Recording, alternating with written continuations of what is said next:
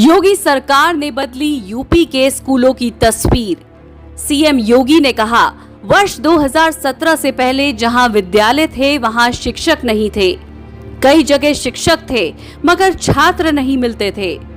युवाओं के भविष्य से हो रहा था खिलवाड़। डबल इंजन सरकार ने शिक्षा को दी नई दिशा। 1,36,000 स्कूलों का हुआ कायाकल्प। ऑपरेशन कायाकल्प से बदली स्कूलों की सूरत। स्कूलों में की गई टाइल्स फ्लोरिंग। छात्र छात्राओं के लिए बने अलग शौचालय। हर विद्यालय में शुद्ध पेयजल की सुविधा। स्कूलों को दी गई स्मार्ट क्लास की सुविधा। बच्चों को ड्रेस, किताबें, जूते, मोजे मिले मुफ्त।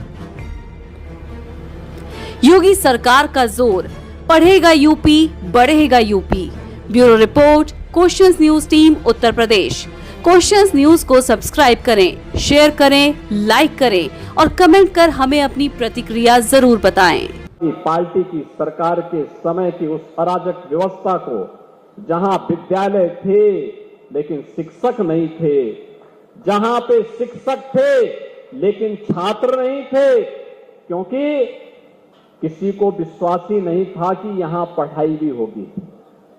क्योंकि समाजवादी पार्टी का तो विश्वास ही इस बात को लेकर के था कि नकल हमारा जन्मसिद्ध अधिकार है। नकल को उन्होंने अपने जीवन का हिस्सा बनाया था और नकल करवा करवा करके उन्होंने यहां की युवा पीढ़ी के भविष्य के साथ खिलवाड़ किया था। परिणाम था, हमारे युवाओं के सामने पहचान का संकट आ खड़ा हुआ था। पहचान के संकट के दौर से गुजर रहे थे। बहनों और भाइयों, आज समाजवादी पार्टी को शिक्षा का मॉडल देखना है तो ठलावा से विद्यालय देखें। ऑपरेशन कायाकल्प में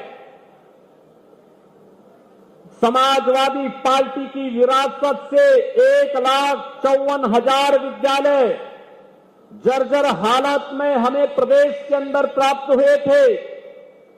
जर्जर हालत में विद्यालय नाम का है, खड़ा है। विद्यालय है तो भवन नहीं, भवन है तो शिक्षक नहीं, शिक्षक है तो छात्र नहीं। और अगर शिक्षक और छात्र है तो भवन की स्थिति ऐसी हुआ करती थी कि कब गिर जाए। बालक बालिकाओं के लिए टॉयलेट की व्यवस्था नहीं, कोई भी अन्य व्यवस्था नहीं। लेकिन डबल इंजन के भारतीय जनता पार्टी की सरकार आई। पिछले 8 वर्ष में 1,36,000 विद्यालयों को ऑपरेशन कायाकल्प के माध्यम से आधुनिक व्यवस्था के साथ जोड़ने का काम हुआ। उसकी फ्लोरिंग बनाई गई, बालक बालिकाओं के लिए टॉयलेट बनाए गए, पेयजल की व्यवस्था दी गई, डिजिटल लाइब्रेरी दी गई, लैब्स दिए गए, स्मार्ट क्लास दिए गए। इतना हम करने के बाद अभी भी जो विद्यालय बचे हैं, लगातार प्रयास किया जा रहा है उन विद्यालयों में भी हम आधुनिक सुविधा दे सकें।